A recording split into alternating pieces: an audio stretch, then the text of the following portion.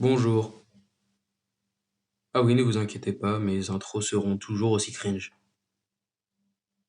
On la refait? On la refait. Naruto est un manga écrit et dessiné par Masashi Kishimoto, ou en bref, il y a un gamin qui a des moustaches et qui crie à chaque épisode Je serai le Hokage! Pourquoi elle veut devenir Hokage? C'est simple, c'est pour se faire accepter auprès des habitants, car il n'a pas d'amis. Pourquoi il n'a pas d'amis? C'est simple, car son père a mis un renard à 9 queues dans son bide. Parenthèse! Arrêtez avec la blague sur son nom là, sur son nombre de queues là. C'est lourd. Parenthèse fermée. Oui, et j'ai bien dit oui, bah oui, vous avez bien entendu, son propre père l'a condamné à être le réceptacle de Kyuubi. Alors là, 10 sur 10, hein! Pire que comment il s'appelle déjà? Fugaku. Oui, j'ose le dire! D'ailleurs, moi, je trouve Minato, il s'est fait bien nerf hein, pendant la 4ème Grande Guerre Ninja, au niveau de sa vitesse, non?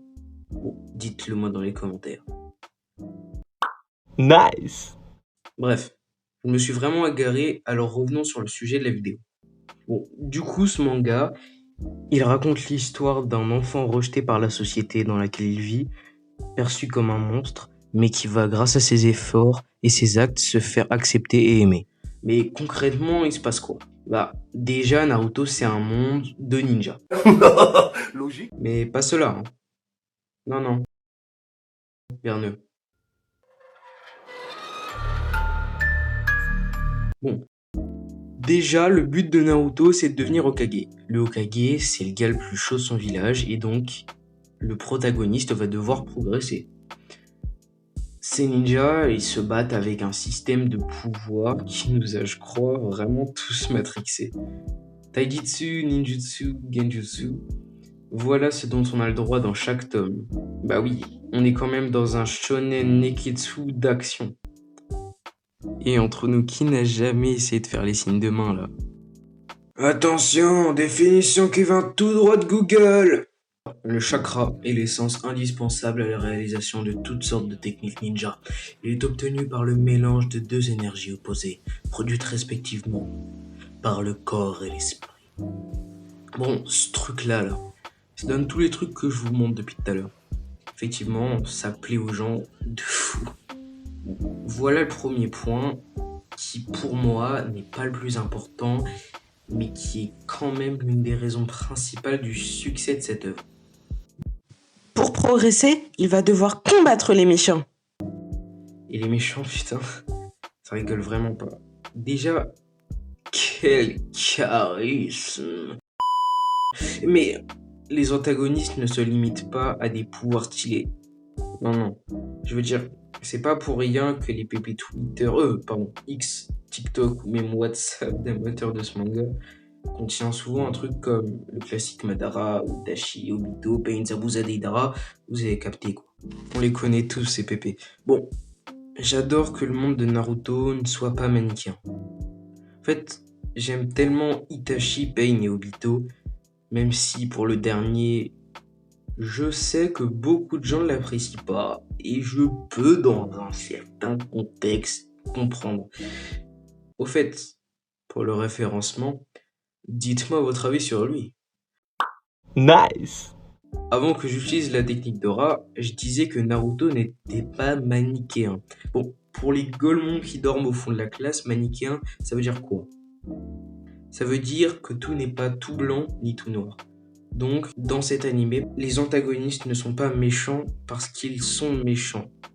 Les antagonistes ne sont pas des méchants parce qu'ils le sont. Ils le sont à cause de leur passé. Bon, sauf Orochimaru, lui, c'est juste un taré. Et il en faut aussi. Mais c'est quand même juste un taré.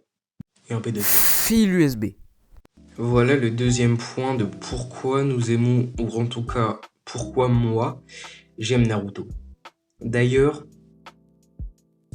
je raconte un peu de la merde en fait. Parce qu'on peut dire ça pas forcément que sur les antagonistes. On peut dire ça sur en fait tous les personnages de Naruto.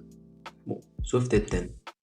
Dans le sens que tous les persos ont un passé qui influencera leur manière de penser et d'agir, même vite fait Tenten. En fait, je crois que je me suis trompé. En tout cas, je crois que je n'ai pas relevé la vraie raison. Moi, ce qui me plaît dans Naruto, c'est certes les combats stylés, les moments badass, c'est certes aussi les développements de personnages, mais moi, ce qui me plaît le plus, en fait, et ça dans, en fait, tous les animés et les mangas que je regarde, ou que je lis, oh putain, je suis pas doué, ce sont les émotions. Oui, ça fait cliché, mais bon. Je crois que les gens ont tendance à oublier que ce qui nous marque le plus, ce sont les émotions. Je veux dire, la mort de Zabuza, Yaku. Je veux dire, juste regardez cette scène. Si c'est possible, j'aimerais tant pouvoir aller au même endroit que toi. En fait, franchement, je crois que Naruto aurait été l'œuvre qui m'aura le plus ému, qui m'aura donné le plus d'émotions, en fait. C'est pour ça que Naruto est mon manga préféré. Et dernière chose, combien de fois j'ai dit Naruto? Bon voilà, c'est la fin de cette vidéo, mais attendez, ne partez pas avant que je vous parle du sponsor d'aujourd'hui. Ah oui, c'est vrai, j'en ai pas, vu que j'ai 2 abonnés, ma mère et mon compte secondaire. C'était ma première vidéo et normalement j'en sortirai une autre dans une semaine ou deux. Faites ce qu'on vous répète H24 sur YouTube, c'est-à-dire likez, commentez, partagez, et surtout abonnez-vous et activez la cloche. Bon allez, vu que j'ai aucune originalité, je vais dire ciao.